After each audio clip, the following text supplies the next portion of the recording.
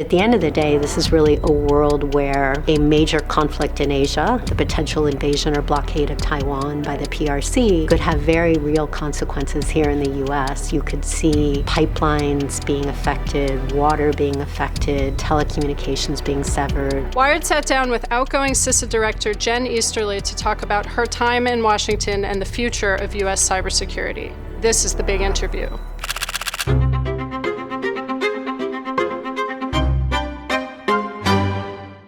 Hi, Jen. I'm so happy to be here with you. You're in your last days as the director of CISA. How are your last days feeling? Well, it's bittersweet, of course. This has been the best job I've ever had and the best team, and every day it's been a privilege to come into work here. So it's a little bittersweet to be leaving, but I feel really, really good about everything that we've been able to do.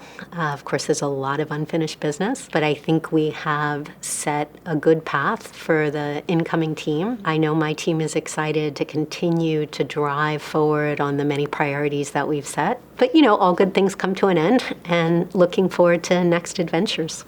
And you've been here 3.5 years, right? Yeah, I came in, I was nominated in April, confirmed in July, so over 3.5 years. And then I was actually part of the transition team. I was the cyber policy lead when I was still at Morgan Stanley. So was working these issues early on. And in fact, when I was the cyber policy lead, it was during the SolarWinds. So that was a very interesting incident to observe, both from being in the private sector, but also being part of the transition team to see how far we could come, and frankly, how far we have come with respect to being able to secure the .gov, the federal civilian executive branch. And so that was a useful sort of marker for me. That must have been a really interesting vantage point and a good learning experience. I didn't realize that was exactly the timing of when you came in, because one thing, we're going to talk a lot about you and your tenure, but one thing I wanted to bring up that I'm sure it's top of mind for everyone, and I'm sure is something you've been engaged with, is revelations recently about Chinese espionage and hacking in U.S. telecoms. So I'm interested to know what you observed in that other situation, which was obviously Russian hackers, a different situation, but how were the lessons learned there then applicable with the work you all are doing now in this response? Well, certainly what we saw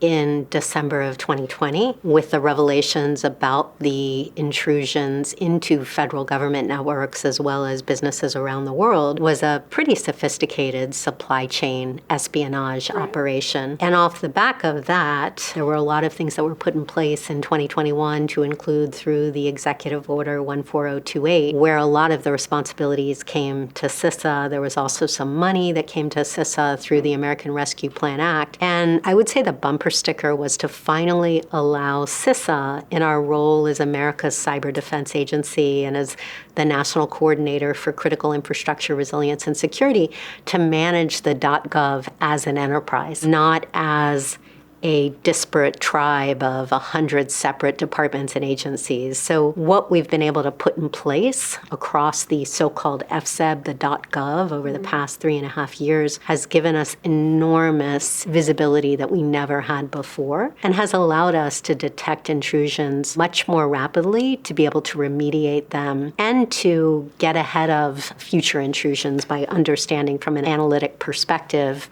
what exactly is happening on the .gov, and then frankly using that information to be able to enrich our work with critical infrastructure, because all of our networks are connected, they're vulnerable in many ways, and so understanding and enriching what we know from what we see on the .gov to what we see in critical infrastructure has also been a really important evolution. With respect to China, as you know, Lily, we've been talking about this for years. Years. The big thing for me that changed, because certainly I've been doing cyber for a very long time, we were always very focused on the PRC with respect to espionage campaigns and data theft and intellectual property theft. And we're certainly seeing that now with this so-called Salt Typhoon campaign with intrusions into our telecommunications infrastructure. But the big thing for me was seeing intrusions into our critical infrastructure, not for espionage, but rather specifically for disruption and destruction. And,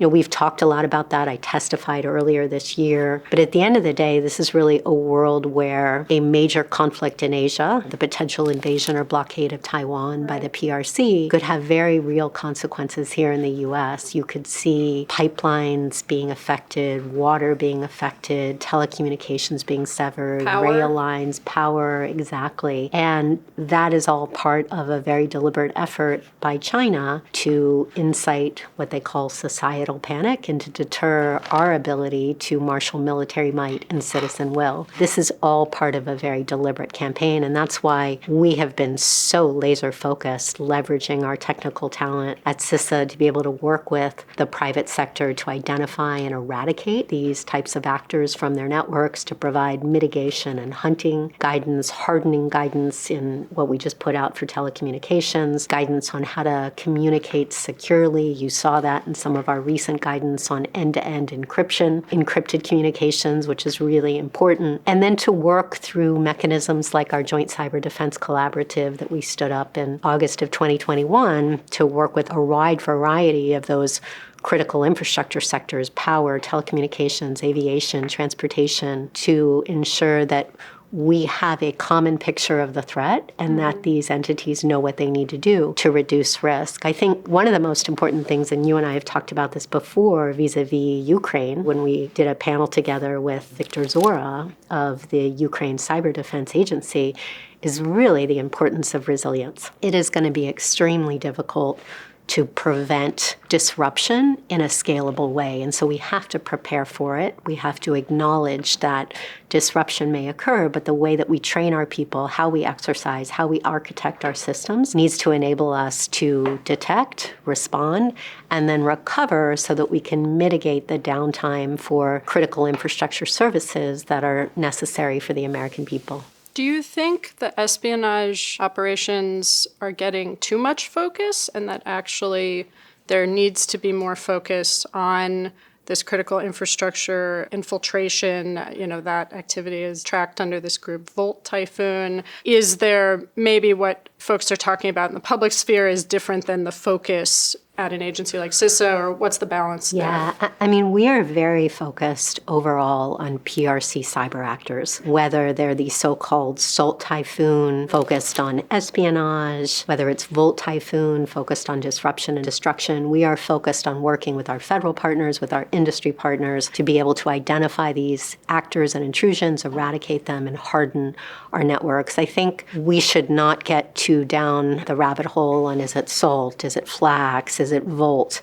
At the end of the day, China, as we've seen in assessments from the intelligence community, is the most formidable, persistent cyber threat that we are dealing with, that we will deal with. And it's why, frankly, very early on when I got here, Lily, I felt I needed to get, what are the big ideas? Right? You're leading a federal agency, a fairly new federal agency, one that's been through a huge effort to organize it, one that's just been out after a pandemic, a contentious election. So what are the big ideas to build America's cyber defense agency? And that was all about how do we catalyze and mobilize collaboration with industry, with international partners, with state and local partners, and to do it in a way that's not the old hackneyed, stale public-private partnerships where you go meet once a month and share secret level information. It's really ongoing, real-time work together with a recognition that if you're critical infrastructure, a threat to one is a threat to many, given the interdependence of networks. It's also a recognition that the federal government has to be responsive, has to be transparent, has to add value. That was very much informed by my time at Morgan Stanley, and that you really needed these scalable platforms. So the collaboration piece, the fact that big corporations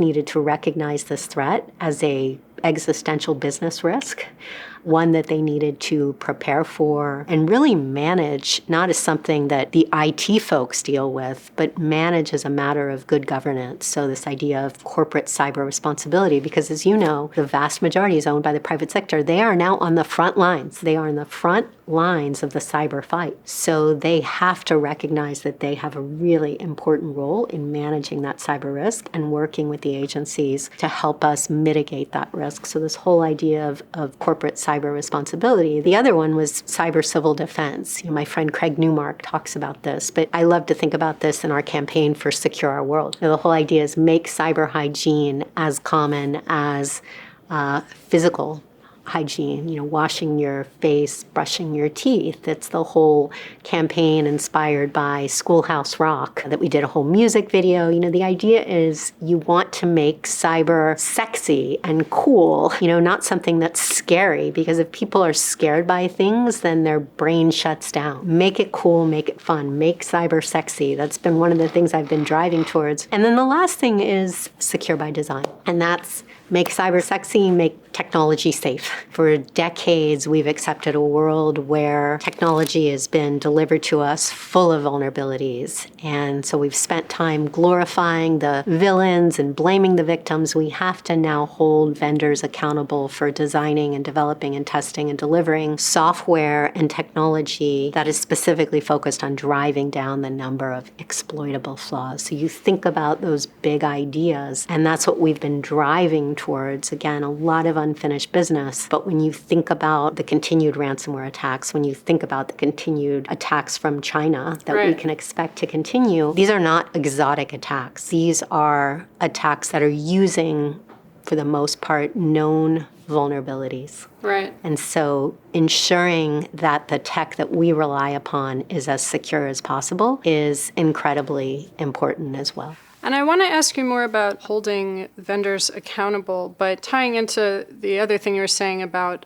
public-private partnership and developing that rapport has been concerning to see how difficult it seems to have been for the telecoms to eradicate the Chinese hackers from their networks and to be certain or be very confident. Has there been progress on some of those things that you're talking about in terms of being able to have that transparency and insight into what's actually going on? Yeah, it's a really important question. So after the revelations of these breaches, we stood up what's called a unified coordination group, which brings together the federal agencies, CISA, FBI, the intelligence community. We are focused on the response. So we're responding. FBI is going after, they're investigating, going after potential threat actors. The IC, folks like the National Security Agency, are using what we see in the intelligence to understand the extent of this intrusion by foreign actors, and we're coming together to work with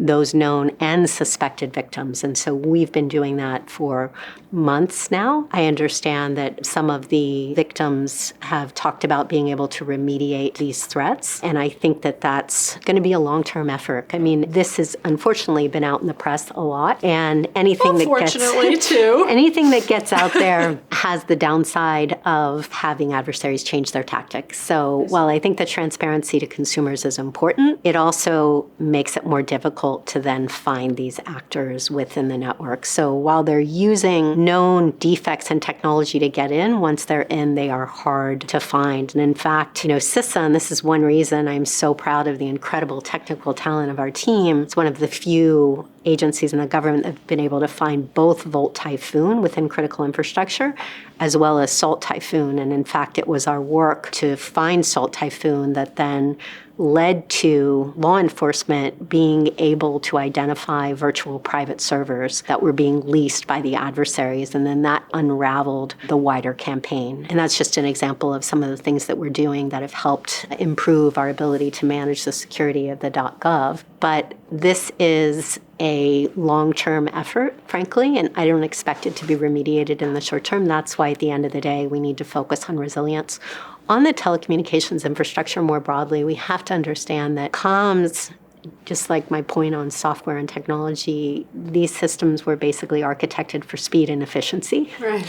They weren't built with security is top of mind. Security is in many ways in telecommunications and other aspects of critical infrastructure has been bolted on because at the end of the day, a lot of this technology was developed for speed, for driving down cost, for cool features. Security was an afterthought and a bolt-on, and that's why we have a cybersecurity industry and jobs like mine. So, when I talk about the story of cybersecurity, I actually want to work myself out of a job. I want to envision a future where ransomware is a shocking anomaly, where damaging software vulnerabilities by nation-state actors are as infrequent as plane crashes.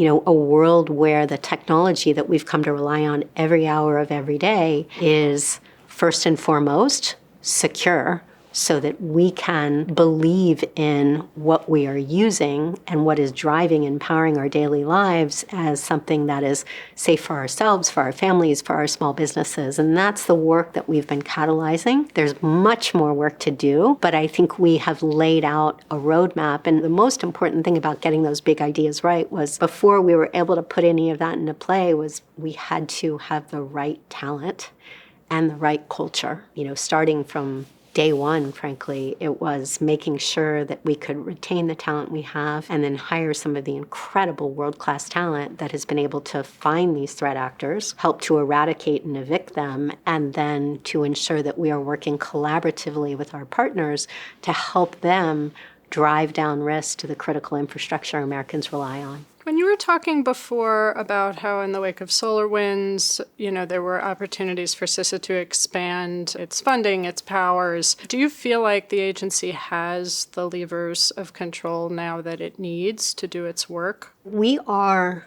much bigger than when I started in terms of number of people. We're about 3,400 people.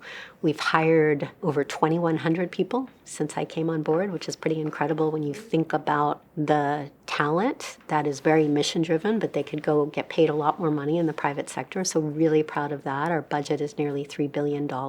We have much more authorities to include some of the authorities we got out of the Cyberspace Solarium Commission, like the Joint Cyber Planning Office, which we made the Joint Cyber Defense Collaborative, like our ability to persistently hunt on federal networks that has allowed us to discover things like the Salt Typhoon campaign that I mentioned. So I think we are in great shape right now. What I would just tell my successor, first of all, you're inheriting the best job in government, but I would also say, look, we are America's cyber defense agency. When you compare our size to the law enforcement agencies, the investigative agencies, or the intelligence agencies, we are much smaller, but I think we punch far above our weight.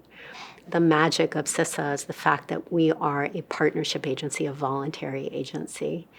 And everything we do is rooted in being able to catalyze trusted partnerships. And so it's not authorities to force compliance or enforcement. We're not a regulator. We're not a military agency. We don't collect intel. We don't do law enforcement. Everything we do is by, with, and through partners, providing no-cost services and capabilities to enable critical infrastructure entities to manage and reduce risk. And I'm really proud of where we are, but there's much, much more work to be done. And do you think the new administration will be supportive of that? On the one hand, in his first term, President Trump was actually the one who elevated CISA to be an agency, a full-fledged agency.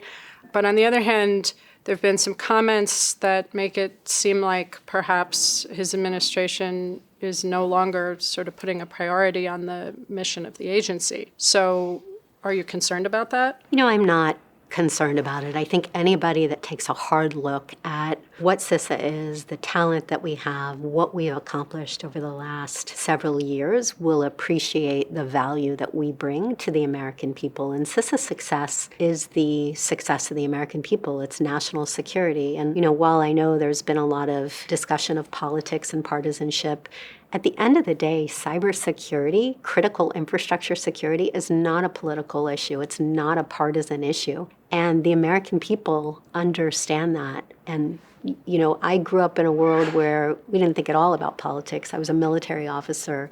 I worked for President George W. Bush, President Obama, now President Biden. I am never driven by politics. I'm driven by mission. And I think that is very much the spirit and ethos of folks within CISA. We are very focused on driving down risk to the American people. If you just look at, for example, the elections. The elections, when election infrastructure was designated as critical infrastructure in 2017, that really was a no-trust environment. The states didn't want the federal government at all involved in elections, which are run by state and local officials. And it took a lot of work by my predecessor and that team, and now my team, to move from a no-trust, low-trust environment to a pretty high-trust environment. I mean, one of the things that I'm most proud about over the past several months was our work with election officials across the country, to include some very conservative Republican secretaries of state, spending time with Dave Scanlon up in New Hampshire, with Phil McGrain in Idaho, and then we spent time at the Midwest Election Security Summit with Bob Evnen of Nebraska, Scott Schwab of Kansas, Paul Pate of Iowa, Jay Ashcroft of Missouri, Monet Johnson of South Dakota. And so this really shows people out in America where the work actually happens look at us as an agency that is there to help. I think one of the things that's been really important, Lily, is we have put an enormous amount of effort into building our field force. As we've grown those 2,200 hirees, we've built hundreds in our force of cybersecurity advisors, physical security advisors, who are out in every state to work with critical infrastructure owners and operators, businesses large and small, to work with election officials, state and local officials. And these are folks from those areas. So while you may not, trust the federal government if you're sitting in a state somewhere, a very conservative state, you trust your cybersecurity advisor who you've known for years and years. And so that comes with sort of a built-in ability to build those relationships. So I'm very aware people don't trust institutions. People trust people. And it's why everybody in CISA is very focused on not only having the technical talent to enable us to understand and reduce risks, but to build collaborative partnerships, right? It's about developing those relationships to allow us to work together to reduce risk to the nation. And frankly, it's why I've been all over the world, all over the country, to help us build that trust, catalyze that trust, advance those partnerships in a way that we can work together for the collective defense of the nation. Let's say this. Defense is hard, right? We know that. And when you were talking about holding vendors accountable, wanting to make these exploitable vulnerabilities, a plane crash, a once in a blue moon rather than so common, are we getting there on that? It feels like on endpoints, in some ways, there has been a lot of progress on, that type of detection, but then things move to the periphery. They move to network devices, cloud, the ongoing need for account, hygiene and account security.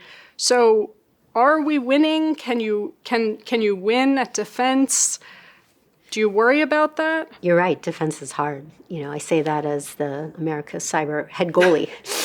And that's why it has to be a team, because you need all those levers of power. As much as we work to hunt for and eradicate Chinese actors and work with critical infrastructure to build resilience, our partners need to hold those actors accountable and to be able to hold our adversaries at risk, whether that's through offensive cyber capabilities, whether that's through indictments or sanctions. And so that's when we talk about cyber as a team sport. But yes, we're on the defensive side, and it's a challenge. I think we are making progress. We have seen when we launched this Secure by Design campaign, I like to call it the revolution, but at the end of the day, this has been something that there have been thought leaders talking about for years and years and years. We wanted to give it a platform that was really highlighted by some of my fantastic technical experts started working on this. Talked about it first in November of 2022, then launched it at Carnegie Mellon in a big speech in early 2023, and then came together with our federal partners, with international partners, to start laying out the key principles for Secure by Design. Later that year, we locked arms with our international partners, but importantly, we worked very closely with technology vendors. And you saw that in the pledge that we launched at RSA. Started out with 68 technology vendors. Now we're over 260. And these are vendors who voluntarily committed to make significant and measurable progress on key areas, whether that's enabling of multi-factor authentication, reducing default passwords, moving towards memory safety. And several of them have already started publishing progress that they've made. And look, at the end of the day, these technology vendors want to create safe products. It's just decades and decades where it hasn't been a priority. It's been driving down cost. It's been features. It's been speed to market for competition. And so I think we really have seen vendors grasping onto this. You remember Ralph Nader wrote this best-selling book in 1965 all about car crashes. You know, cars were not focused on being safe. And I talk about Secure by Design as unsafe at any CPU speed. And you think about from 1965, I think it wasn't until 1983 when the first state mandated use of seatbelts. So it took a long time. Yeah. But what I'm excited about, Lily, is I think we can get there quicker. GPU speed. Well, yes, maybe. Exactly. You're speaking my language, sister. So it's AI. I think we can use the incredible power of AI, and that's why we've been so excited about how do we use generative artificial intelligence and large language models for cyber defense. So when you think about, for example, not to geek out on you too much, when you think about 2/3 of software vulnerabilities are memory safety. Right. Vulnerabilities, right? So buffer overflow or use after free vulnerabilities. And when you think about SQL injection, if you can move from memory unsafe to memory safe, so moving from C and C++ to things like Rust, refactoring that code can drive down the number of software vulnerabilities. And so I'm excited about how fast this is moving. I want to make sure that these capabilities are built to also be secure by design. And so we've been extending what we've been working on in software into AI. And that's been a huge effort and a lot of fun, frankly, under the leadership of our chief AI officer. But just think about using these capabilities. This can accelerate our ability to get to a secure by design future. And what does that mean? It doesn't mean perfect cybersecurity. We're never going to get to perfect cybersecurity, but what we can get to is a technology ecosystem that is much safer, much more secure, and frankly, defensible. So driving down the number of exploitable defects, exploitable flaws, that can really be accelerated by the use of generative AI. So I'm super pumped about that. So I have to ask you, there's rumors. Are you or are you not going on tour when you leave CISA?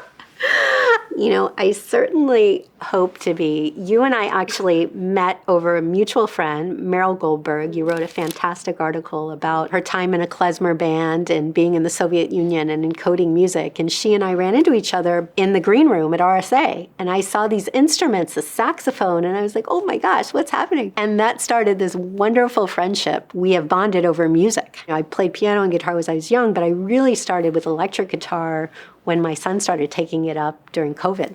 Oh, there you go. And it's been the thing that has, because I love all kinds of music. That's what's behind the Joint Cyber Defense Collaborative. But I started taking up electric guitar, and that has been become my passion, my obsession. And as we were really focused on election security over the past couple months, I wasn't able to practice, but now I'm getting back to it. So I hope my big post-retirement plan several years from now is to start this bar, to have a band. Yes. We're going to do magic. We're going to do improv. I'm going to be the bartender, and so... Is there going to be a cyber tie-in, or...? Well, there'll always be some cyber tie-in. You know, my team, I really wanted to start my own podcast in this job called Bourbon and Bites, because I'm a big nice. old-fashioned fan, but they didn't They didn't like the whole bourbon thing. So there could be some podcasting from the bar. There you go. Okay. But, cyber will always be a part of my life, no matter what I do. It's something I've done forever. And I'm very passionate about the importance of ensuring that we secure our world for everybody from K through gray. And, it's one of the things that's been motivating me to make cyber sexy and make tech safe. Will there be Rubik's Cubes at every table in the bar? There will be Rubik's Cubes. I'm also sort of obsessed with the Rubik's Cube. And I think we might have talked about this before, but so this is actually a CISA cube. And I like to think of it as a kind of a magic cube, but let's see here. Oh, there we go. All right. So there we go. There we go. We solved the No CISA problem. cube. But I love this thing because when I was 11, these things were introduced into the world, and I was a huge puzzler and a video game person, and I became obsessed with it, learned how to solve it. And then I would go to toy stores, say, I was this little kid with pigtails. If I can solve this in less than 2 minutes, will you give me a free one? So I was able to amass this whole trove. And the reason I love it is because Erno Rubik, who invented the thing, talked about if you are curious, you will find the puzzles around you. And if you are determined, you will solve them. And when I think about the type of incredible technical talent that we have here at CISA, you think about the intellectual curiosity. It's the hacker mindset. It's the problem solver. But it's the determination, the relentless drive to solve the most complicated problems out there. And that's, sort of symbolized in the CISA cube. Well, it's really a pleasure to talk to you. You Thanks as so much well. for joining us. Thank you as well, Lily.